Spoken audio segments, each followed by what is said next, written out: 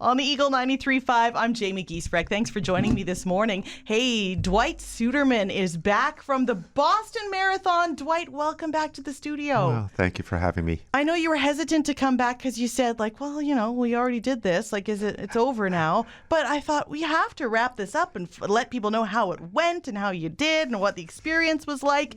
So you did send me some photos. I think one was from the start line before the race even started, or was that the finish? That was the finish line, the one with my close-up. Yeah, it was...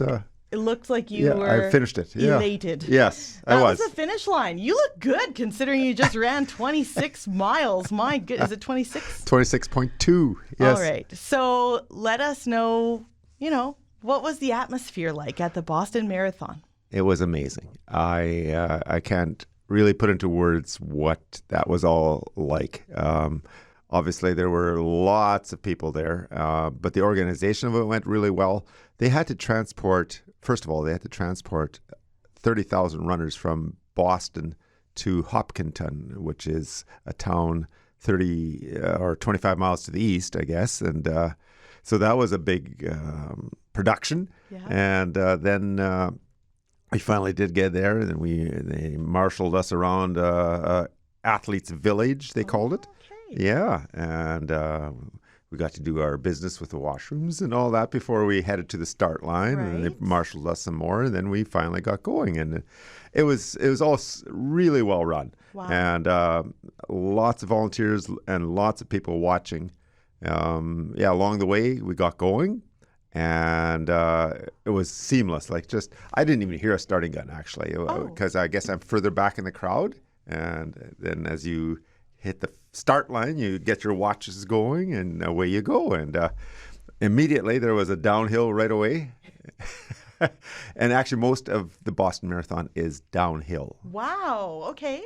Slightly or? Slightly more, yeah. You don't really think of it as, I got to put on the brakes. And that was actually one of my problems. Oh, was the downhill? The downhills were a little subtle. They were, so... we learn in training that to respect the hills, and I probably didn't do quite enough of that in hindsight. Okay. The downhills really pound your quads, the muscles above your knees. Just that slight tilt. Yeah, the tilt. Let's say it's only 3 or 4 degrees tilt, right. Or 5 maybe, and you're going down that, and you're feeling, wow, this is like free pace. I don't have to work hard at this, and I'm going a good clip, right? And but that was more of that downhill than uphill. So of course, there were uphill. It's rolling terrain, right? And right. But more or less, the first 16 miles are like that. It's generally downhill. Okay. Yeah. And then when I had texted you the next day asking how did it go, you did mention that there were 2 uphill near the end. Was that what you were talking about, or were you talking about downhill? No, those probably were uphills. Yeah, those are the Newton Hills, and they occur from miles 16 through 21. And there's 3 major hills there, and the last one being a hill called Heartbreak Hill, which is right around mile 21. And I got through them all. I ran up all of them. I made sure in my mind, I said, I'm not stopping to walk, right? Because then you're really slowing down. And then, but I could feel my quads, like I say, from the burning from the downhills, which I had not encountered or had not foreseen. Yes. And so they were really, it was hard work getting up those hills. How do you calm the excitement that you feel? Like even the night before, did you sleep? Pretty good. Yeah, not bad. Yeah, it was super exciting because along the way, there's people, the crowds there's apparently about 500,000 people as spectators. Right. It's crazy. And it was super loud. Like on both sides of you, there's crowds yelling, and I'm thinking the decibel level must be near 100. It's wow. I can't even hear my buds that I'm playing music. I can't, and I don't have them on terribly loud, but loud enough, right? And I can't hear them. Nothing. Wow, because people are just cheering. Oh, yeah. And That's incredible. It gives you a lot of excitement, right? It gives you a lot of energy, right? It does. I can't imagine, how do you even run normal? I would be so overwhelmed with excitement, I feel like. I don't know how you just go ahead and do it in a proper way. Like, you did it. Yeah, yeah. And a little aside, my wife and sister-in-law and brother-in-law were with me at this trip, and they came to me right after Heartbreak Hill. So right about mile 21 or 21 and a half, they showed up on the side, and I was lucky just to see them because they got somebody else right beside them to yell out their name because they had a really loud voice. Okay. So this lady yelled out my name, and I heard it. Whoa, where did that come from? Yeah. And I looked to the left, and there they were. There was my wife and my sister-in-law and my brother-in-law, and I ran over them and gave them a hug. And Oh, that was fun. So sweet. They must have been so proud. Oh, yeah, they were. It was I know good. for you, I mean, you analyze every single part of how you ran and how you prepared and everything like that.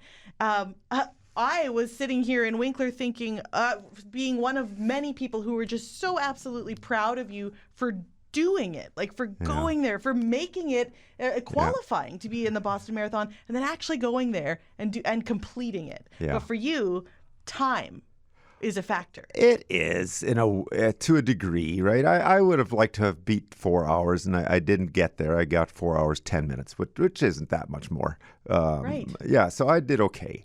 I think in hindsight, like I said before, I would probably manage the downhill sections a little better and not go down them quite as fast. Mm-hmm.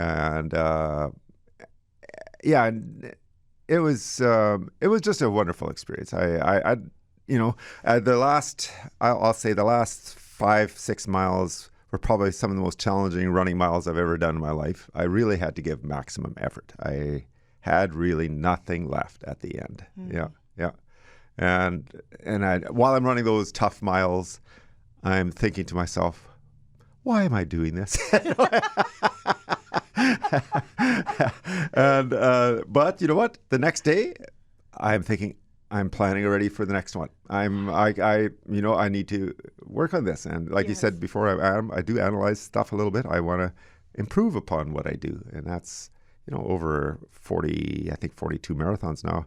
I'm still trying to improve. It's just slow progress. I'm not that bright sometimes, I wouldn't say that. Well, I'm not learning from my experiences enough sometimes. That's what I'm saying. I think we should all be analytical of our steps that take us to those successful places, or maybe not successful in certain areas of our lives. Being over analytical, that's where there's a problem. Yeah. But you're analytical of what you do. I think that's fantastic. Yeah. You are dressed up. You've got a lovely like a windbreaker.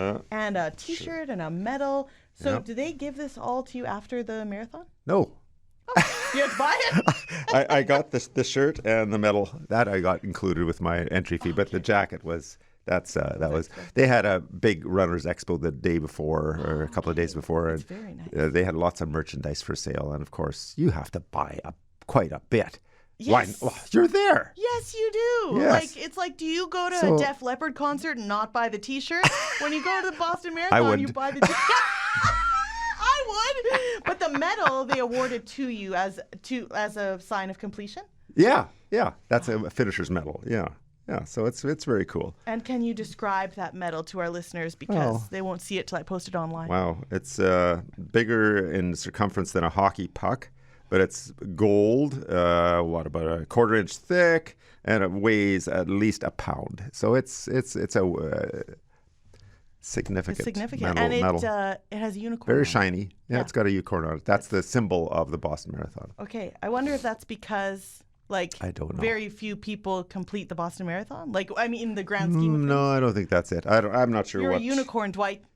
One of a kind, mythical, legendary. Yeah. I have to say one thing. There are a lot of people along the way too that had signs to encourage you or to make you laugh, and I can't remember nearly all of them. But one of them was a young lady that held up a sign and said, "I don't even want to drive 26.2 miles." Perfect. So any ideas for the Thanks for Giving run? Well, I'm going to try and recall some. Yeah, I know. Signs. Exactly. Thanks for Giving run. We'll have to have some signs. Yeah. Well, Dwight, thanks for coming in to share the results as well and how it went for you. Thanks for inviting me, and Jayme. Congratulations. Appreciate it.